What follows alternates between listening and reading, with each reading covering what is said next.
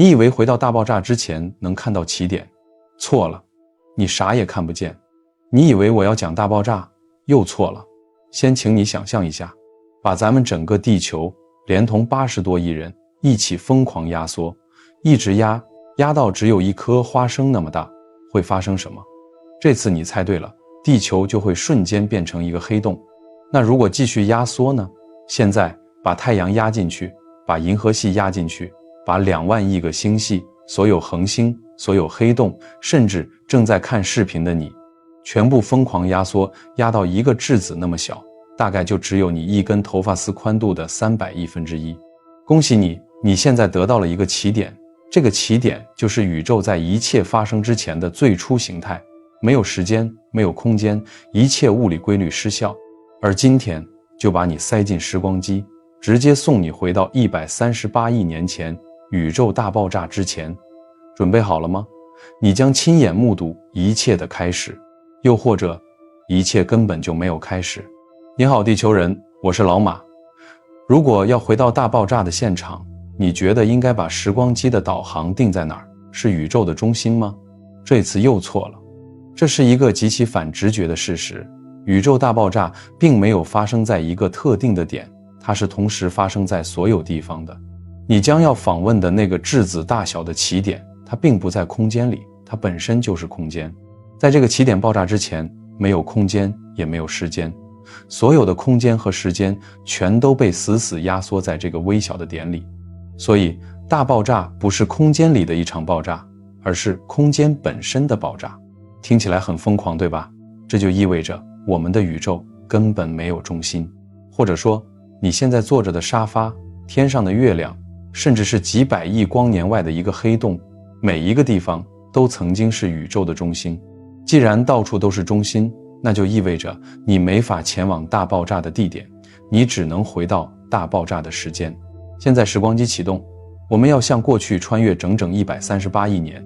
随着时间倒流，你会看到一个史诗级的倒带画面。你会看到宇宙不仅在变年轻，而且在疯狂缩小。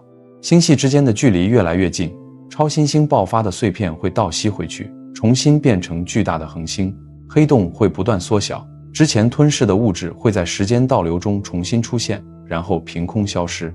你会穿过越来越浓密的宇宙尘埃，周围的温度越来越高，密度越来越大，直到最后，连构成物质的最基本单位氢原子都无法维持原状，被极度的高温高压硬生生撕碎。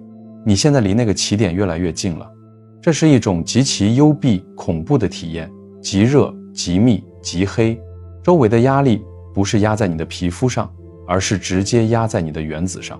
如果不是我们在视频里给你开了上帝视角的无敌光环，你早就被撕成一锅温度高达1万亿度的等离子热汤了。你可能要问了，人类从没回到过大爆炸，怎么知道宇宙起源于那里？答案很简单，科学家发现宇宙里的星系几乎都在远离我们，而且越远离开的速度越快，它们的光被拉长，颜色向红色偏移，这就是著名的红移。如果现在一切都在向外扩散，那把时间倒回去，所有星系必然曾经挤在一起，极其拥挤、炽热、微小，那就是宇宙的起点。然后就有了大爆炸假说。好了，现在你终于来到了那个起点面前，虽然你根本看不见它，因为人眼看不见质子，但你能感受到它那无与伦比的温度。我们太阳的核心温度是1500万度，而这个起点的温度是10的32次方度，也就是1后面跟着32个零。拿太阳跟它比，简直就是拿小手电筒去跟核弹比。在这种夸张的能量下，任何粒子都无法存在。接下来就是见证奇迹的时刻了，大爆炸。这个过程有多快？我们平时说眨眼之间大概是0点几秒，但大爆炸之前的暴涨发生在10的-33次方秒内。这个时间短到什么程度？1秒钟里面包含的这种时间碎片的数量，比过去138亿年里的所有秒数加起来还要多。它是瞬间完成的。那声音大吗？大家知道太空是真空，没有声音，但在大爆炸之前，宇宙根本不是真空，它是一锅浓稠、温度高达100亿度的等离子汤。在这锅汤里，声波确实在传播，整个宇宙其实在发出深沉的轰鸣声，这叫重子声学震荡。但是这种频率低沉，你的肉耳根本听不见，你只能感受到那种要把你撕碎的恐怖压力。如果用电脑把它加速播放出来，听起来就像是极其深沉的无线电白噪音和咆哮。而且，你以为大爆炸是耀眼的白光或者橘黄色火球吗？不是，第一批光是极高能量的伽马射线，人眼是看不见的。在最初的38万年里，宇宙其实是一片完全不透明的高温浓雾，光子像无头苍蝇一样在里面乱撞，根本无法走直线。一直等了38万年，宇宙终于冷却下来，浓雾散去，第一缕光才得以直线穿梭。此时的宇宙呈现出一种温暖明亮的橙色，这就是著名的宇宙微波背景辐射。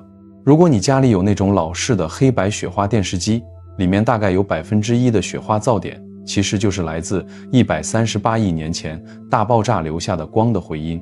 从大爆炸开始，经过了2亿年，第一批恒星诞生，又过了好几亿年，星系成型，直到大爆炸后93亿年，我们的太阳才终于凝聚而成。从科学上讲，你身体里的每一个原子，你现在每一次呼吸带来的能量，通通都曾经存在于那个只有质子大小的起点里，而我们只是被循环利用的宇宙碎片。现在最让人细思极恐的终极问题来了，既然万物都来自大爆炸，那在大爆炸之前到底是什么？那个装满了整个宇宙的起点到底是从哪儿凭空冒出来的？目前人类的物理学一旦推算到大爆炸之前，所有的公式就全部失效了。科学家只能给出几种猜测。有人说，我们的宇宙是个无限手风琴，它膨胀到极限后会重新向内坍缩，把所有的星系、星球、你和我再次全部压碎成那个起点，然后再炸开。如果真的是这样，那就意味着大爆炸根本不是一切的开始，它只是上一个宇宙死亡后的重启。这说明什么？这说明此时此刻你拿着手机看我视频的这个瞬间，在过去那无数次死亡和重生的宇宙里，可能已经一模一样的发生过无数次了。你以为你拥有自由意志，其实你只是被困在一个无限循环的永劫之中。还有人说，我们的宇宙其实一直存在于一个巨大的黑洞内部，我们在某个高维空间黑洞的肚子里，自以为这就是一切。如果这个理论成立，那个包裹着我们宇宙的高维空间是不是又存在于另一个更巨大、更恐怖的黑洞里？这就是一个永远套不完的俄罗斯套娃。甚至如果宇宙还在不断向外膨胀，那它到底是在向什么东西里膨胀？科学家说，宇宙的边界之外什么都没有，连虚无这个概念都不存在。